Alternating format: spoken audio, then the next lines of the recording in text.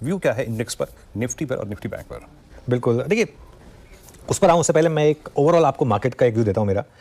काफ़ी कुछ एफआईएस के मूड के ऊपर डिपेंड करने वाला है वीरू, मतलब एफआईएस क्या करते हैं अब यहाँ पर बैठे हमें तो पता चलेगा नहीं। रिधम देसाई ने एक चीज़ जो कही मुझे अच्छी लगी, वो चीज़ वो थी कि एफआईआई लेजी मनी है, वो थोड़ा सा कम मेहनत कर रहे हैं इस समय और भारतीय मार्केट महंगे नहीं है। खैर वो उनका व्यू है, लेकिन वो एक इंटरेस्टिंग चीज़ थी। निफ्टी मेक और ब्रेक लेवल पर है। मैं आपको कल एक चार्ट दिखाऊंगा, आज थोड़ा सा मैं उसको प्रीएम्प्ट कर रहा हूँ। हम गोल्डन क्रॉस के काफ़ी करीब है। 50 day moving average 200 day moving average को नीचे से क्रॉस करने की तैयारी कर रहा है। तो क्या ये पॉसिबल है कि एक मार्केट इस तरीके का मूव दिखाए? आज सुबह में एक बात कर रहे थे कि 0.65 के पुट कॉल रेशियो पर नॉर्मली मार्केट एक रैली तो दिखाती है आपको। तो एक सेंस बन रही है मुझे कि निफ्टी की रेंज हम तोड़ने के करीब है। अब तोड़ेंगे या नहीं तोड़ेंगे ये पता नहीं, लेकिन हम काफ़ी करीब हैं इसके। एफआईएस के शॉर्ट काफ़ी हैं सिस्टम में। तो अगर रैली आएगी तो बड़ी आएगी, कवरिंग आएगी तो बड़ी वाली होगी, फिर वो छोटी नहीं होगी 100-150 पॉइंट की। लेकिन आएगी या नहीं उसमें बहुत कुछ डिपेंड करेगा। आप जैसे आपने बोला 24,470 24,500 इसको आप डिफेंड कर रहे हैं या नहीं कर रहे हैं। और एक चीज़, अगर कल का लो तोड़ा आपने तो बहुत बड़ा नेगेटिव होगा फिर मार्केट के लिए। फिर आई थिंक मार्केट में फिर बहुत ट्रेंड जो है वो नेगेटिव हो जाएगा। अभी के लिए जहाँ तक निफ्टी की बात है, मैं ये कह के चलूँगा कि 24,450 से 24,500 ये एक सपोर्ट जोन है और 24,650 से 24,750 ये एक रेजिस्टेंस जोन है वीरू। बैंक निफ्टी में भी 55,400 55,500 ये सॉर्ट ऑफ रेंज है और उसके अलावा 55,500 टू 55,200 ये दूसरा बड़ा सपोर्ट है और रेजिस्टेंस आएगी करीब करीब 55,800 टू 56,000 के करीब वीरू। लेकिन है मामला अभी थोड़ा सा फंसा हुआ है, पेश कहीं ना कहीं तो अभी फंसा ही हुआ है मार्केट में। जी हाँ, एक पेंच फंसा हुआ है। उस फंसे हुए दायरे से क्या ये पॉलिसी आपको बाहर लेके आ सकती है क्या? मेरा प्रश्न आपसे ये है, क्या ये अगर रेट कट हुआ, हालांकि सब तो कह ही रहे हैं कि रेट कट होगा, तो क्या उसे आप एक ट्रिगर मान के चल रहे हैं जो हमें इस जोन से, इस क्लस्टर से बाहर निकाल देगा? देखिए वीरू, मेरा ये मानना है कि आरबीआई की जो पॉलिसी होती है ना, उसको मार्केट बहुत पहले ही पूरी तरीके से प्रीएम्प्ट कर लेता है। अगर आपने देखा होगा PSU banks, autos, real estate, इनमें ऑलरेडी हमने एक बड़ी रैली देखी थी। असल में इशू क्या हो गया है कि अब सारा का सारा मामला ये आ जाएगा कि 25 बेसिस पॉइंट तो अब आप पचा चुके हैं, पचा के जैसे ना खा पी के उसको तो आप निपटा चुके हैं। 50 बेसिस पॉइंट भी ऑलरेडी मार्केट ने थोड़ा बहुत पचाना शुरू कर दिया है इस समय सिस्टम में। तो पॉजिटिव सरप्राइज क्या आएगा? आई थिंक पिछली बार गवर्नर साहब ने जो पॉजिटिव सरप्राइज दिया था वो था जो उन्होंने अपना स्टांस चेंज किया था, न्यूट्रल से अकोमोडेटिव को लेकर आए थे वो स्टांस। अब यहाँ पे और क्या आ सकता है? मुझे नहीं लगता कि पॉलिसी में ऐसा कुछ आ सकता है जो मार्केट के ब्रेकआउट के लिए एक ट्रिगर बन सकता है। आई थिंक वो आप पॉलिसी से एक्सपेक्ट नहीं कर सकते। Policy one of the factors हो सकता है जिससे ये आ जाए। आई थिंक उसके बाद मार्केट को फिर कुछ नए ट्रिगर चाहिए होंगे वीरू। लेकिन एक चीज़ बहुत क्लियर है इस मार्केट में कि जो लीडरशिप पॉकेट्स हैं उनमें बीच बीच में गिरावट आ रही है, तो उसमें बाइंग आ रही है। जैसे डिफेंस है, रेलवेज है, ये market related, stock market related plays हैं। ये सारी की सारी प्लेज जो हैं, इनमें आप देखिए पीएसयू बैंक से एक एग्जांपल हो सकता है जहां 2 दिन से मुझे लग रहा है कि थोड़ा सा कंसोलिडेशन चल रहा है एक बड़ी रैली के बाद।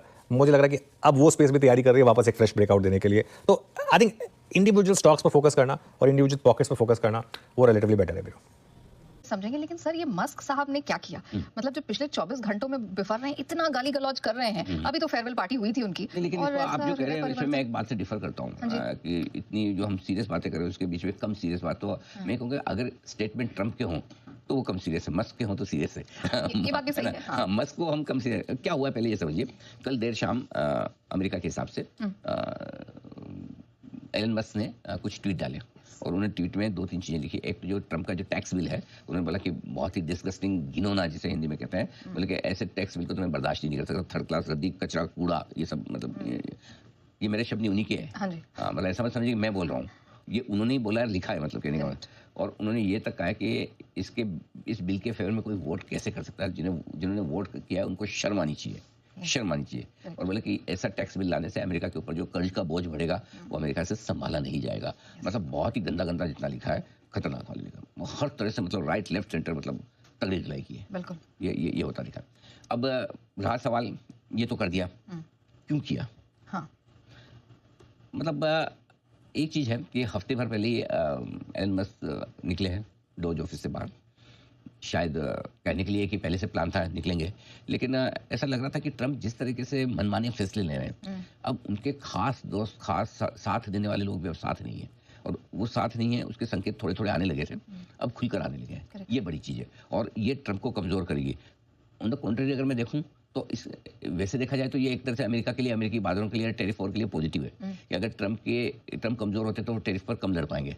लेकिन ट्रंप क्या है, सनकी है, अड़ियल है, मतलब वो जिसे सिलसिले कह सकते हैं काफ़ी हद तक। अगर वो विफर गए कि चलो कोई ऐसी तैसी, मैं अच्छा काम कर रहा हूँ और अच्छा काम करने वाले का कोई साथ नहीं देता, मुझे ही सब कुछ करना है, और उसमें और चौड़े हो गए वो, और अगर आड़े तेड़े फैसले लेने लगे, तो मामला जरूरत से ज़्यादा भी बिगाड़ सकते हैं। Correct. अब उन्हें ये समझना चाहिए कि लोग क्या कह रहे हैं, क्या आपको सुझाव दे रहे हैं। उनके पास वो सुनने वाला और उस पर रिएक्शन वाला सिस्टम ही खत्म हो गया, वैसा वाला हाल है। ये ऑन सीरियस नोट ये कि एलन मस्क का ये ट्वीट काम करेगा, ऐसा मुझे लगता है। अच्छा। हाँ, मतलब क्या होता है, कभी कभी आप अपने विरोधियों की नहीं सुनते, लेकिन कभी आपके नज़दीकी के लोग अगर आपको बहुत स्ट्रांगली अगर इस तरह का रिएक्शन देते हैं, तो उसके दो ही एक्शन हो सकते हैं। या तो आप बिल्कुल जो है ना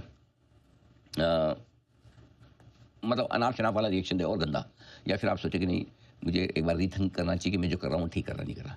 तो मेरे हिसाब से तो ज़्यादा संभावना है कि कमज़ोर पड़ते हुए ट्रंप अमेरिकी बातों के लिए, दुनिया के लिए अच्छे हैं। Alright. और ये कमज़ोर पड़ने के संकेत अमेरिका के बहुत साफ साफ आ रहे हैं। आप देखिए धीरे धीरे लोग अमेरिकी डॉलर में से पैसा निकाल रहे हैं, अमेरिकी ट्रेजरी में से पैसा निकाल रहे हैं। सबको गोल्ड लेना है, सबको दूसरी एसेट क्लास में इन्वेस्ट करना है, इक्विटी खरीदना है, एमर्जिंग मार्केट्स खरीदना है, बिटकॉइन खरीदने लोगों को, लेकिन अमेरिका के डॉलर नहीं खरीदने, अमेरिका की ट्रेजरी नहीं खरीदनी। और अमेरिका में जिस तरह से डेट बढ़ता जा रहा है, हो सकता है कोई बड़ी बात नहीं कि अगले 2-3 साल हम पूरी दुनिया भर की इकोनॉमी में ऐसा कुछ बड़ा बदलाव देखें, और वो बदलाव शायद होने में समय भी ना लगे। हो सकता है कि अमेरिका का एक ऑल्टरनेट दुनिया ढूंढ रही है, और वो चीन हो सकता है। लेकिन प्रॉब्लम चीन की है कि चीन में डेमोक्रेसी नहीं है, चीन की करेंसी पूरी तरह से नियंत्रित है। चीन में डेमोक्रेसी तो दूर की बात है, वहाँ पर खबरें तक आपके सामने सही नहीं आ पाती। अगर चीन को हमेशा दुनिया डर की नज़र से देखता है कि इनका मौका पड़े तो सबको हड़प ले। वो जो इमेज बनी हुई, अगर वो इमेज नहीं होती तो अब तक चीन अमेरिका को रिप्लेस कर चुका होता। लेकिन एक सीरियस थ्रेट तो है, अगले साल 2 साल में समझ में आएगा कि दुनिया से अमेरिका की दादागिरी खत्म होने वाली। ये तो सबको लग रहा है कि होने वाली है, लेकिन what next, who is next, वो अभी तक पता नहीं। चलिए, तो इनकी सर बिकवाली समझ नहीं आ रही है। सारे तो पॉजिटिव्स हमने दे दिए, रख दिए, तो अब क्या इनको क्या शिकायत है? देखो शिकायत की बात तो क्या है, कोई भी आदमी खरीदता है इसलिए कि वो बेचेगा, राइट। अब ये तो नहीं हो सकता ना कि जब हम सोचे तभी खरीदे, हम सोचे तभी बेचे। उनका भी तो अपना दिमाग है, अपना दिल है, जो कहता होगा कुछ ना कुछ उनसे ये क्या करें क्या नहीं करें। पहले बता दूं, इस सीरीज की शुरुआत में 3 दिनों से लगातार एफआई दम लगाकर बेच रहे हैं। कल कैश, स्टॉक और इंडेक्स फ्यूचर्स तीनों मिलाकर 8,000 करोड़ से ज़्यादा की बिकवाली की है, ठीक है। लोकल फंड ने 5,900 करोड़ की खरीदारी की, लगातार 11वें दिन उनकी तरफ से खरीदारी का आंकड़ा आता हुआ दिखा है। सो वैसे देखा जाए तो लोकल फंड की तरफ से पैसा आ रहा है। ढूंढने जाएंगे तो एफआईएस की बिकवाली की कोई खास और बड़ी वजह मिलेगी नहीं आपको कि क्यों बेच रहे हैं। एक ही चीज़ हो सकती है कि अब आप 22,000 के लिए तो नहीं, 25,000 के आसपास है। ओके, करेक्ट, 15% आप निफ्टी पे दौड़ लगा चुके हैं नीचे से, राइट। न लेवल वो है, न वैल्यूशन वो है जो 22,000 के आसपास है, राइट। तो अब वैल्यूशन भी आपके थोड़े कंपेरेटिवली, तो यानी कि बाजार कहीं कहीं या एफएस कहीं कहीं ये मानते हैं कि बाजार में ज़्यादातर पॉजिटिव सबको पता है। बाजार में अब क्या नहीं पता है उस पर बाजार चलता है। तो आपके लिए अच्छा monsoon, rate cut, GST collection, forex reserve, ठीक है, ये सारी चीज़ें, ज़्यादातर टेरिफ वॉर का डर कम होना, इंडिया पाकिस्तान खत्म होना, ये सारी चीज़ें बाजार पचा चुका है। अब कुछ नया ट्रिगर चाहिए बाजार को। जब तो फिर सर ऐसी स्थिति में हमारे लिए गेम चेंजर क्या हो जाएगा? आपने कहा था कि एक इवेंट जो या तो निर्णायक तौर पर ऊपर या नीचे मार्केट को लेकर जाएगा, वो अब क्या दिख रहा है? आरबीआई की पॉलिसी 6 जून को पॉलिसी आने वाली है। आज से मॉनेटरी पॉलिसी की बैठक शुरू हो रही है, 6 जून को फैसला आएगा। उम्मीद सबको है कि 1/4% ब्याज दरें घटेंगे। अगर आरबीआई ने ब्याज दरें घटा दी 0.5% तो दमदार तेजी होगी। तो फिर एफआईएस भी लौटेंगे और बोलेंगे यार अब इंडिया को थोड़ा अलग तरीके से देखना पड़ेगा। 7.4% ग्रोथ, 3-3.25% इन्फ्लेशन, 3 पॉलिसी में 1% का rate cut. There is something. वाह क्या बात है, एकदम वैसा लगेगा यार, कांट इग्नोर। ये तो कुछ देश अलग करना चाहता है, ये वाली फीलिंग आएगी। ये वाली फीलिंग 1-2 दिनों के लिए नहीं आएगी, लंबे समय के लिए आएगी। शॉर्ट टर्म में मार्केट ऊपर नीचे होना एक अलग बात है, बट लॉन्गर टर्म में ये बड़ा डायरेक्शनल चेंज होगा अगर एक बड़ा ब्याज दरों का कट आता है। और समझो ऐसा ना हो इसके विपरीत 1/4% तो गवर्नर साहब काटेंगे, ये हम सब मान के चल रहे हैं। और कमेंट्री थोड़ी सावधानी वाले देखिए, मैंने 3 काट दिया, मेरे को जल्दी नहीं है, मेरा महंगाई भी अभी 3% के आसपास, 3.25 ये रहेगा। यहाँ पे एमएसपी वगैरह भी हम बढ़ाने की सोचें कर रहे हैं, सारी चीज़ें तो मैं यहीं रखूँगा। अब मैं अगली ग्रेड कट के पहले मैं बहुत और आराम से, मैं मतलब नेगेटिव नहीं बोलेंगे लेकिन सावधानी वाली कमेंट्री, कि मैं इतना एग्रेसिव ये मत सोचो हर पॉलिसी में आके आपको काट के दे दूँ। सही बात है, बोल सकते हैं, वो बोलेंगे तो सोच समझ कर सही बोलेंगे। ये भी हमें भरोसा रखना चाहिए क्योंकि इतने प्रोएक्टिव गवर्नर है, 2 रेट कट दोनों पॉलिसी में दे दिए। सो अगर 1/4% काट कर वो थोड़ा अगली पॉलिसी में रेट कट का हिंट साफ ना दे तो थोड़ी सी प्रॉफिट बुकिंग भी आ सकती है, तब आप रेंज के नीचे भी जा सकते हैं।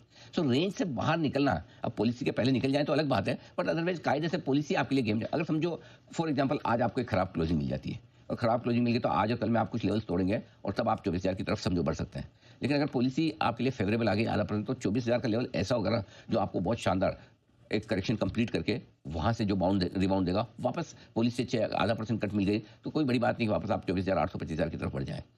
और अगर ऐसा ना हो उससे पॉलिसी के पहले आप ना तोड़ें, 24,400-500 बने रह जाए और पॉलिसी अच्छी जाए तो भी 25,000 पार कर सकते हैं। अगर पॉलिसी में मजा ना आए, पहले रेट लेवल को तोड़ दिया तो ठीक है, नहीं तो उसके बाद तोड़ सकते हैं। तो आई थिंक गेम चेंजर जो आपने पूछा ना, वो आरबीआई की पॉलिसी है। ठीक है।